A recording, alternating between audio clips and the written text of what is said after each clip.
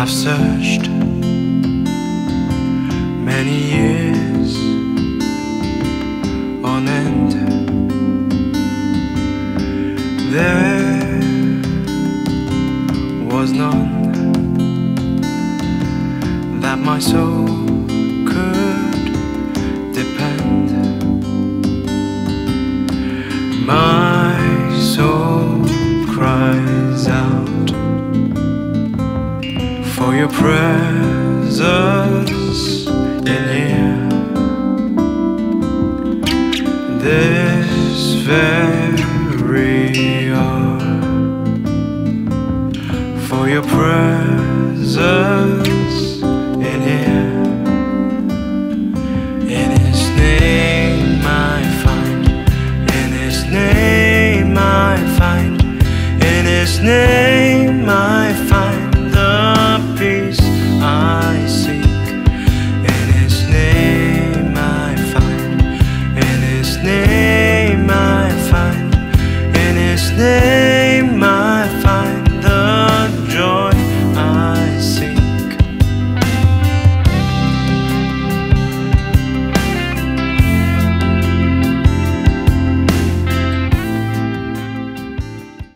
Shalom dan salam sejahtera kepada penonton di mana juga Anda berada. Sekali lagi kita bertemu dalam kebaktian Minggu Sembahyang secara online. Kali ini kita akan mendengar pelajaran kelima yang bertajuk Kristus yang tiada tandingannya. Selamat menonton, Tuhan memberkati. Karena berkata kau, tamah kinrahingan penderang sanam kerajaan di sorga. Kita bantu bermasundo. Terima kasih pentembangan dan berkat nukumedahai saat kita dapat belajar bersama. Itu kumpulan panjang kawan. Tama kumai di menhak pelajaran. Biar no orang udahai milo dot menhak dahai dot kekuatan da iman. Papagirat pa sa di katumbayan dahil kumaydiya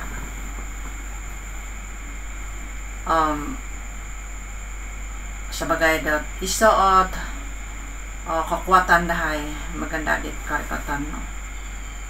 Sepanjang ti acara ti berserahay tinanam ginaw dahil tama suangaran tanak Tuhan Yesus masih dahil tayo sanan. Amen.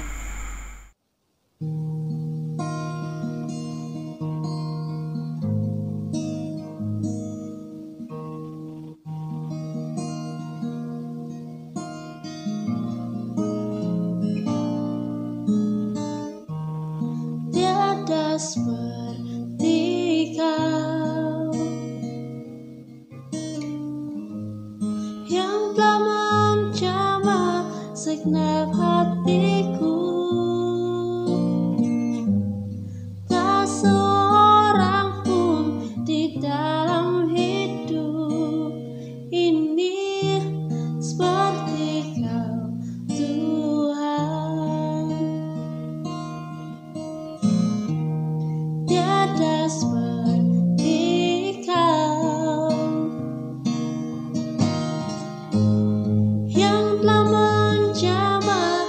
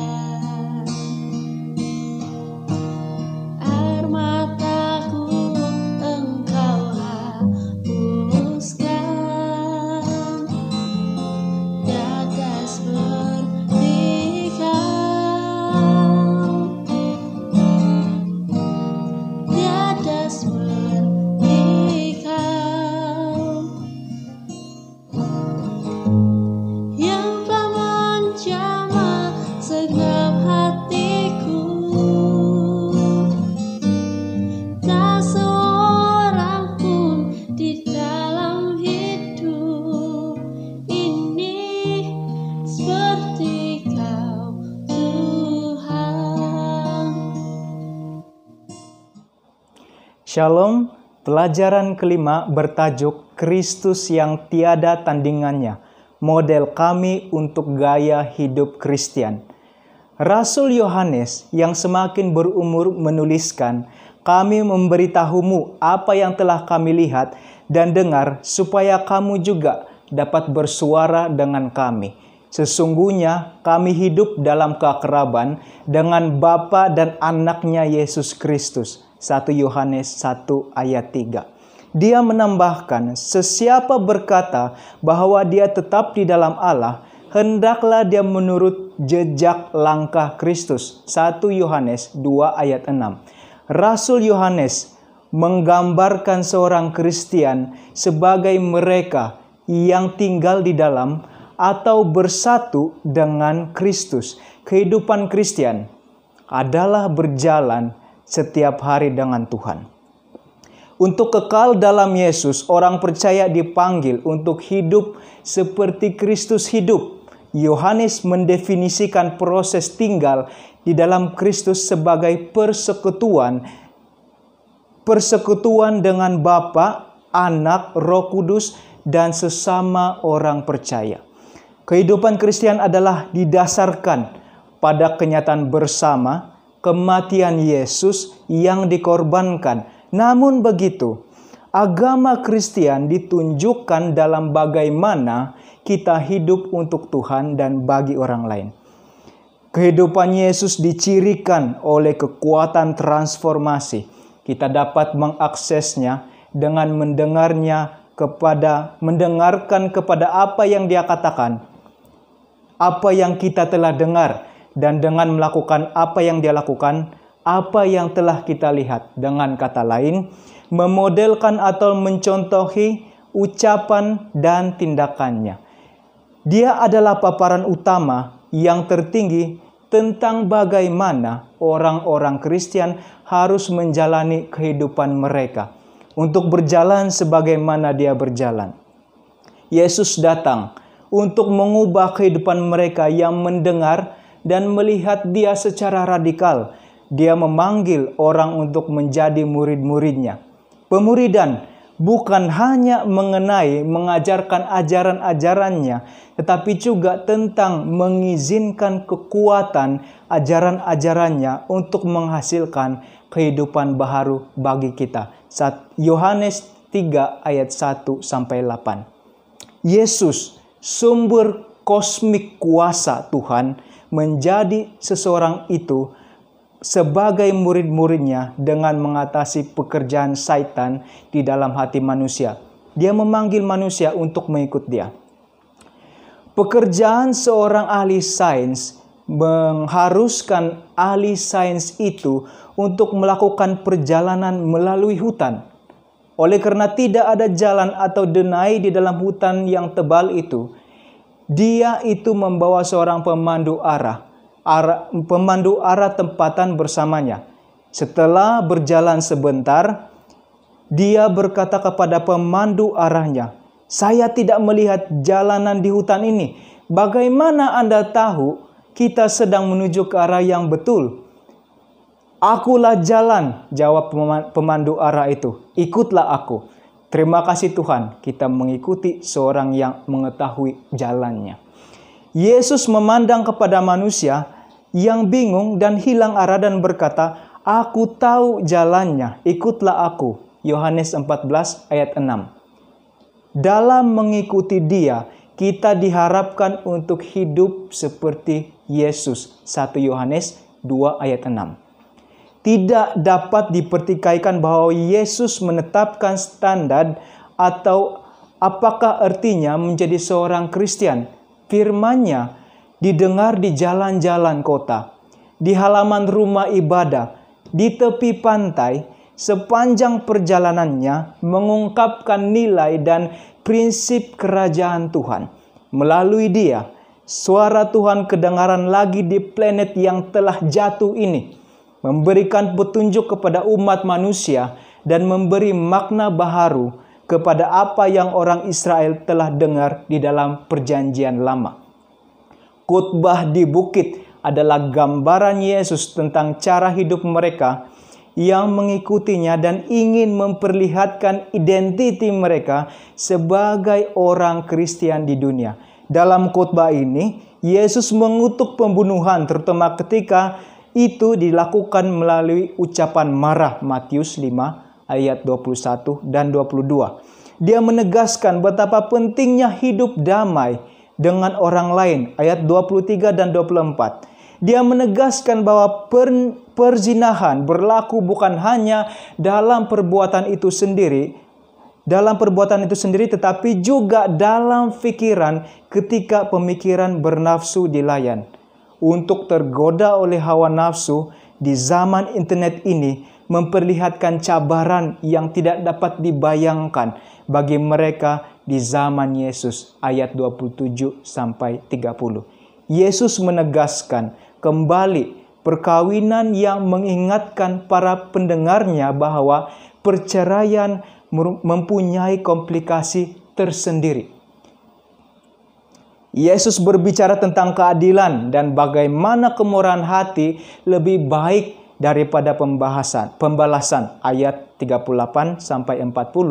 Dan bagaimana kasih bahkan bagi musuh seseorang adalah satu ciri kerohanian yang tulen dan refleksi yang paling jelas tentang karakter Tuhan.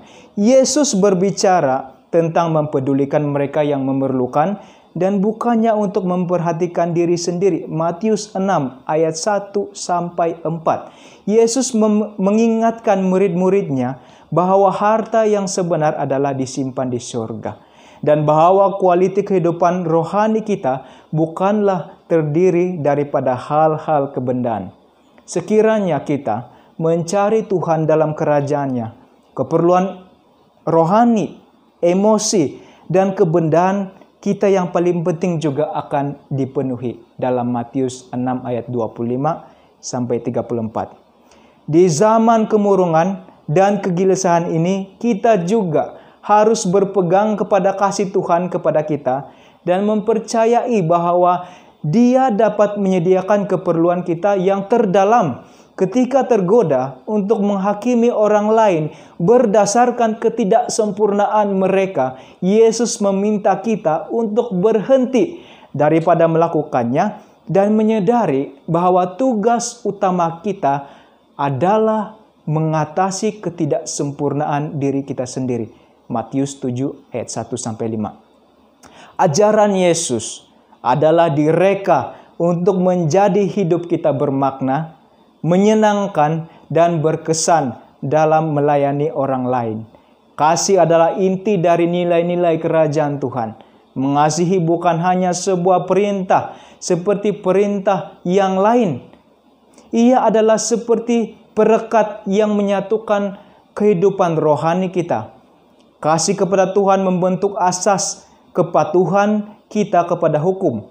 1 Korintus 13.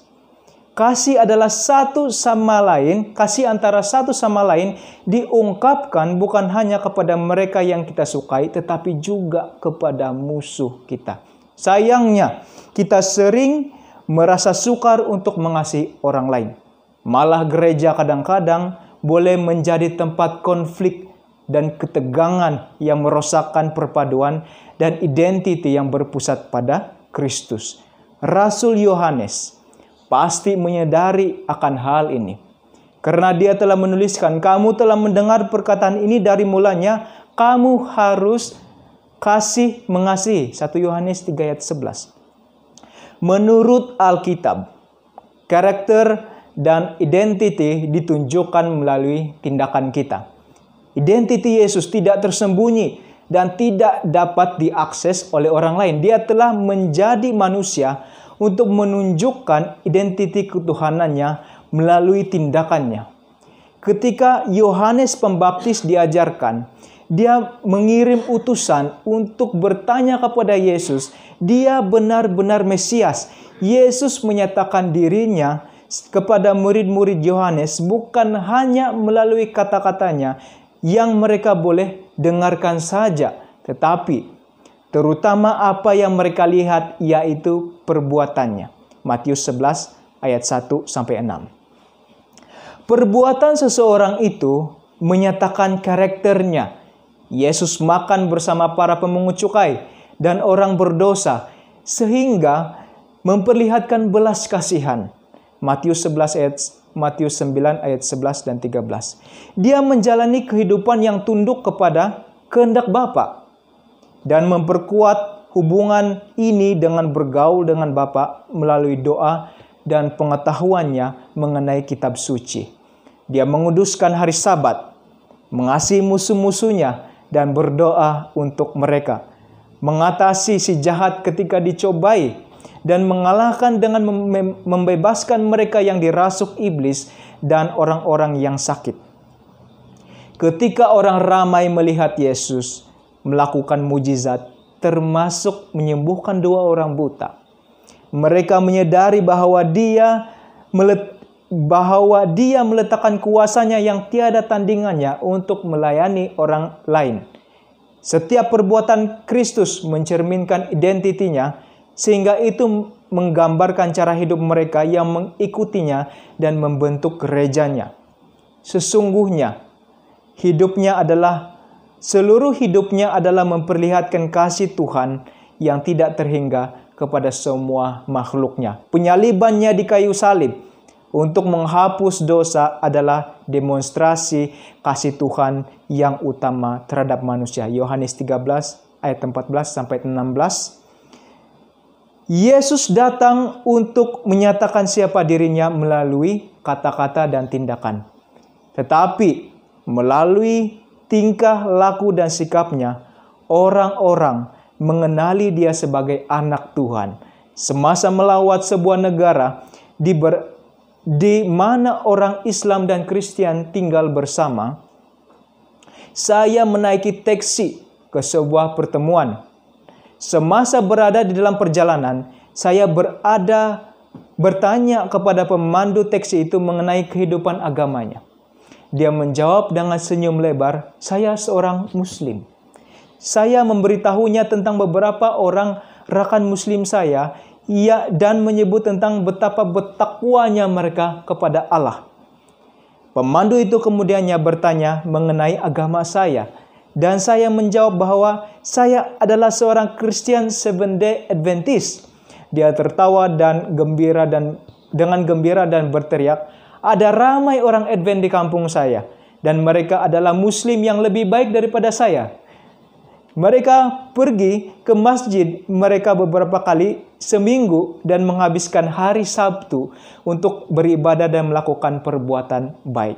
Mereka adalah orang-orang yang warak, yang berdoa lebih dari 3 kali satu hari. Mereka tidak makan daging babi atau minum alkohol. Orang mengenali kita terlebih dahulu melalui cara hidup kita, melalui tindakan kita, kemudian melalui apa yang kita ajarkan. Agama Yesus bukan hanya mengenai satu set penegasan intelektual atau sistem teologi semata-mata, melainkan mengenai kebenaran yang hidup menguasai seluruh kehidupan seseorang itu. Ia adalah sebuah kebenaran yang mencetuskan transformasi secara radikal yang mengubah cara kita berpikir, bercakap, dan bertindak. Ellen White menuliskan, Kristus adalah teladan kita, contoh yang sempurna dan suci yang telah diberikan kepada kita untuk diikuti. Tidak akan pernah dapat menyamai teladan Yesus, tetapi kita boleh meniru dan menjadi serupa dengan Dia mengikut kemampuan kita. Jenis agama seperti ini yang dilihat oleh orang lain melalui tindakan kita membuka pintu bagi mereka untuk mendengar dan belajar mengenai kebenaran itu sendiri. Ia adalah berjalan sebagaimana Kristus telah berjalan. Tuhan memberkati. Mari kita berdoa. Bapa kami di dalam kerajaan surga, terima kasih Tuhan, karena bersama dengan kami, ambillah seluruh kemuliaan itu ya Tuhan, karena itu adalah milik-Mu. Tetapi kembalikan kami berkat karena kami sangat perlukan itu dalam kehidupan kami Tuhan. Dalam perjalanan kami untuk mengikut apa yang telah Engkau lakukan di dunia ini ya Tuhan. Terima kasih Tuhan karena telah menjadi guru kami. Memberikan kami teladan sehingga kami dapat hidup dan menjadi terang kepada orang-orang di sekitar kami ya Tuhan. Dan akhirnya membuka jalan kepada kerajaan surga itu kepada mereka juga. Agar sebelum Engkau datang, ramai yang akan diselamatkan. Keluarga-keluarga kami dapat dibela nasib mereka ya Tuhan. Terima kasih karena kematian-Mu di kayu salib ya Tuhan. Satu pengorbanan yang luar biasa yang tidak pernah terjangkau oleh siapapun. Terima kasih ya Tuhan. Kami bersyukur karena jaminan akhir zaman bahwa Engkau akan menyertai kami dalam proses kami untuk menjangkau jiwa-jiwa yang hilang ya Tuhan. Kami tahu ada ramai yang memerlukan Engkau dan mereka sendiri tidak tahu. Tetapi Tuhan bantu kami untuk terlebih dahulu memperbaiki apa yang selama ini masih lagi rapuh dalam diri kami, agar kami dapat menjadi teguh dalam Engkau dan dapat dilayakkan untuk membawa nama-Mu kemanapun kami pergi dan menyelamatkan jiwa-jiwa orang lain. Terima kasih Tuhan. Kami berdoa dan menyerahkan semua ini hanya dalam nama Yesus Kristus, nama yang mulia kami serahkan. Amin.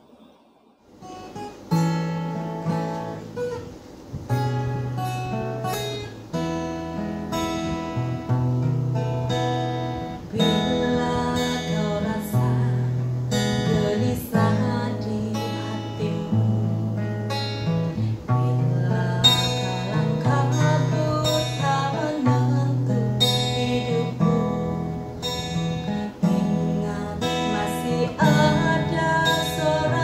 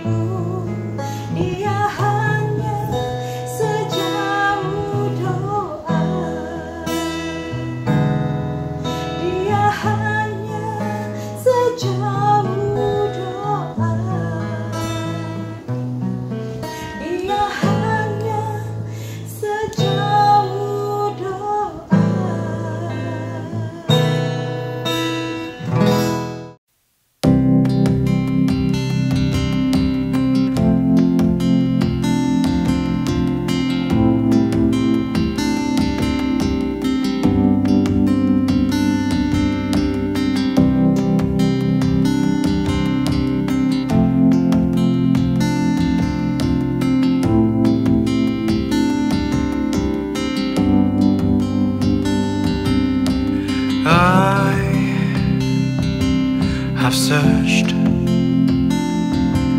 many years